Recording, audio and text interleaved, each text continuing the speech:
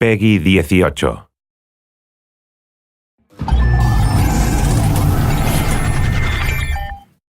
Hello everyone, I'm Colin Graham. I'm the animation director on Watch Dogs, and today I'm excited to present to you a vertical slice of the Watch Dogs free roaming experience. So actually, this is not a mission.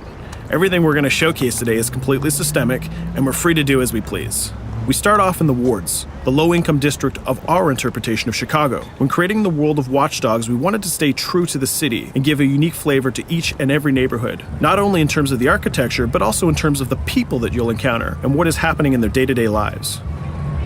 In the wards, you'll see working-class citizens, rusty cars, gang members, abandoned houses, and low-grade pawn shops. It's really not the kind of place that you're going to want to be alone after dark. Nowadays, modern cities are increasingly managed by software, controlling traffic lights, electricity grids, and surveillance systems. In our version of Chicago, this management software is called CTOS, or the Central Operating System. The CTOS controls everything in the city, and it was created by the Bloom Corporation. Since the CTOS has been installed in Chicago, people get to work faster, the crime rate has dropped, and the communication networks are now more accessible and stable than they ever were before. It goes without saying that if everything is connected, somebody able to take over the system would be extremely powerful. At this point in the game, we don't have control over this district's CTOS system. The icons that you see over people's head mean that we cannot hack into their mobile devices at the moment. We need to find the CTOS control center, install a backdoor virus into the system to take control over all of the infrastructure in this district. There it is, the CTOS control center.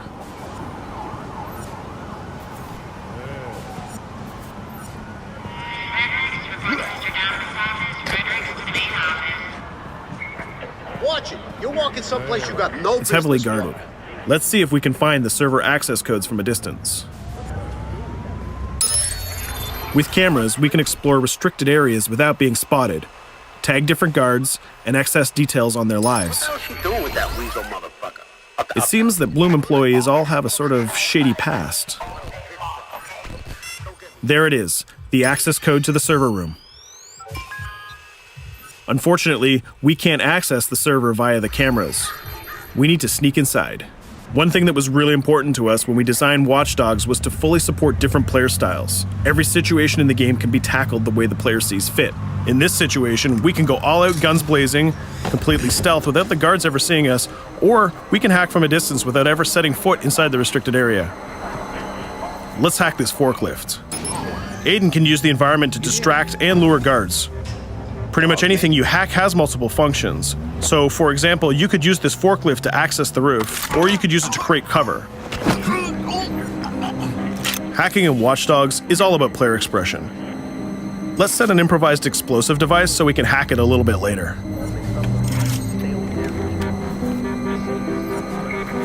You'll also notice Aiden's low-profile stance. This indicates when the guards are unaware of our presence. We'll try to reach the upper level of the building to see if we can gain a vantage point over our opponents. Everything in the environment can be hacked, so we're going to make some dynamic cover. That's how you spend a day off. Some quality meat. We'll use this forklift to lure the guard towards our IED that we set earlier. Let's see how this plan unfolds. You're working them on.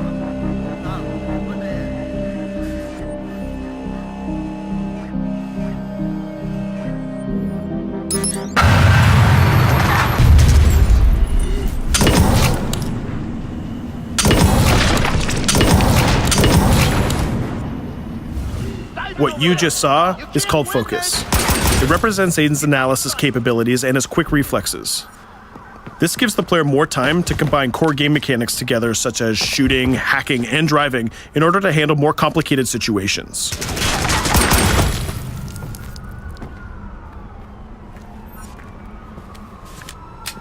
Now we can access that control room.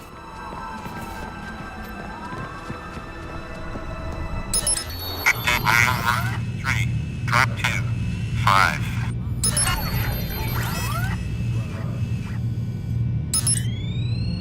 Now we'll be able to hack all of the devices connected to the CTOS within the districts. Thousands of cameras, traffic lights, the electricity grid, and most importantly, all of the citizen information profiles. We can also benefit from the Chicago Police Department Crime Prediction System, which uses facial and pattern recognition to spot potential criminals or potential victims. Since this is a pretty rough neighborhood, I'm pretty sure we're going to stumble on some suspected criminal activity pretty soon. And there it is. The system just pushed an alert of a potential crime. We can see the system trying to triangulate the location on our minimap. Take note, this isn't a mission. This can happen anywhere at any time. We've just spotted a potential victim.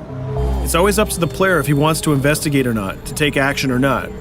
So let's see how this turns out. Yeah, you're right. Could I just...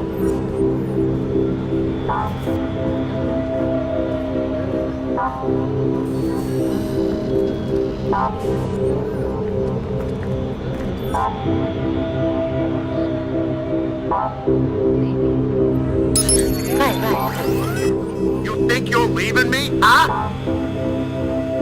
Jesus, I told you to stay away from me! You belong to me now. Get it? You better leave or I'll call the cops! I'll fucking kill you, goddammit. Get off! Yo! That was close. Good thing that we intervened. We managed to prevent the crime, but we triggered a chase. From here, the criminal's behavior is unpredictable. He can try to get away, shoot back at us, surrender, or call for backup.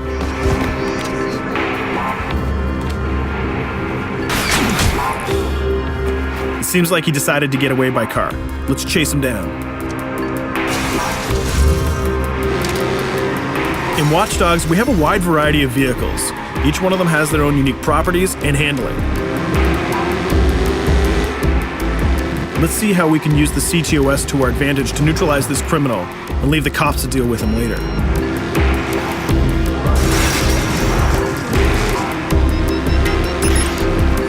The chase stops right here. Using the blockers usually reserved for the cops during interventions, we managed to stop this criminal without killing him. This gives us a reputation bonus.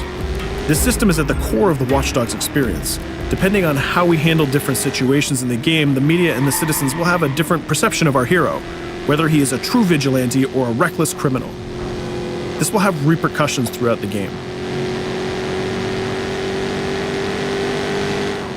Now, let's head for the Loop, the historical district of Chicago, where you're going to find the most iconic buildings in the city.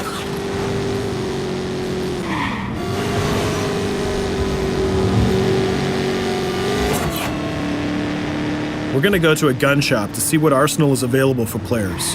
The economy is a big part of Watch Dogs. Players will be able to grow their arsenal with weapons and craft their tools in order to increase their power and their hacking abilities.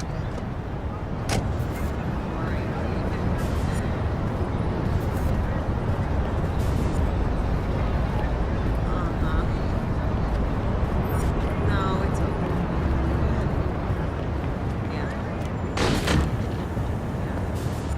You will find all of the weapons that you would expect in a traditional shooter. Pistols, assault rifles, guns, sniper rifles, and grenade launchers, just to name a few. A lot of bullets were fired in our last encounter with the CTOS guards. Let's stock up on some more ammo. Finding everything.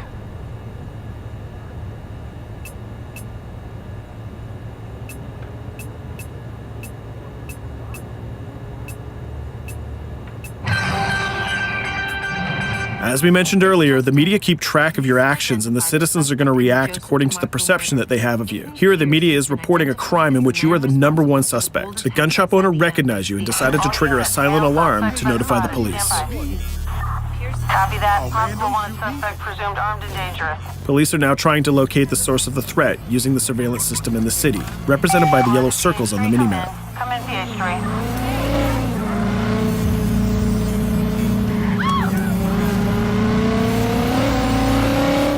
Aiden is able to stall their efforts by hacking into their communication systems while avoiding the scanning areas.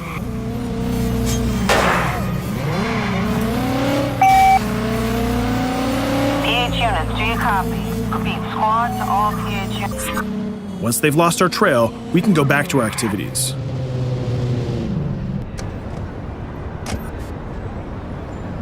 One thing that Bloom did to win over the population of Chicago with the CTOS project was to install free Wi-Fi hotspots throughout the city. Free Wi-Fi is cool, but not very safe with someone like Aiden Pierce around. Hacking into this box is going to give us access to every device that's connected to it. So let's see where that brings us.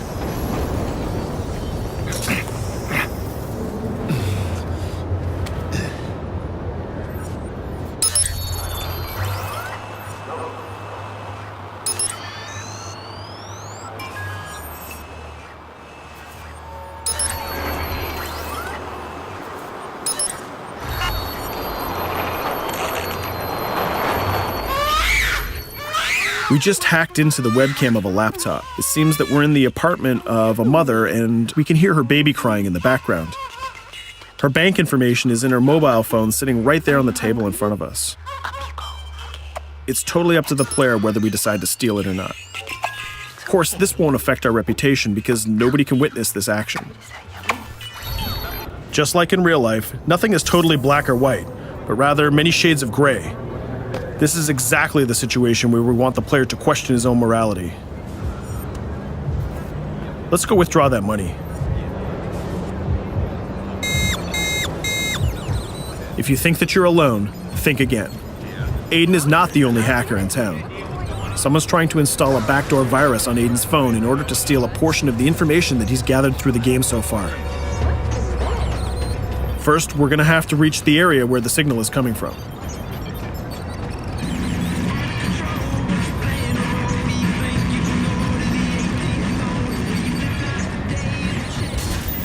Using our profiler, we're going to try to identify the hacker before the installation finishes.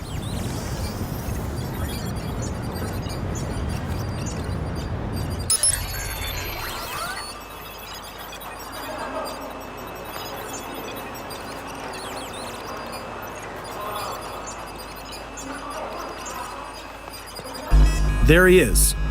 In Watch Dogs, things aren't always what they seem to be. This is actually another player that seamlessly came into our single-player experience. Let's not let him get away with this. We're going to teach this guy a lesson.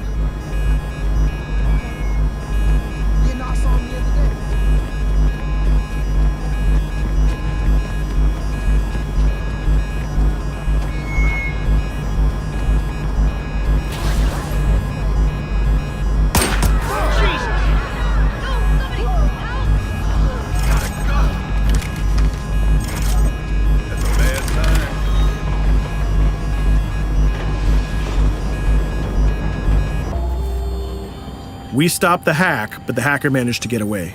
I don't know about you, but we can't let this pass by. We need to retaliate. Using the grid, let's see if we can find that second player. There he is.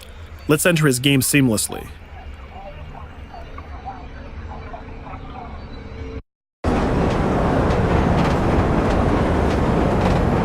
The second player is not yet aware of our presence. If we act carefully, he might think that we're one of the many NPCs in the city.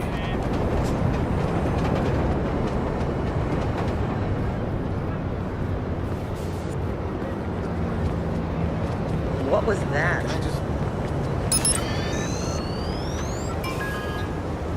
So let's find a place to hide and start hacking. What's going on?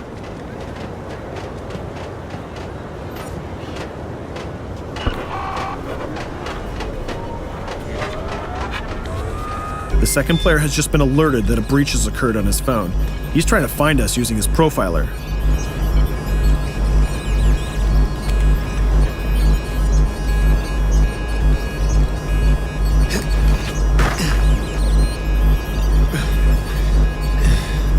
He's dangerously close. Let's hide in the car. We're spotted. Let's get out of there.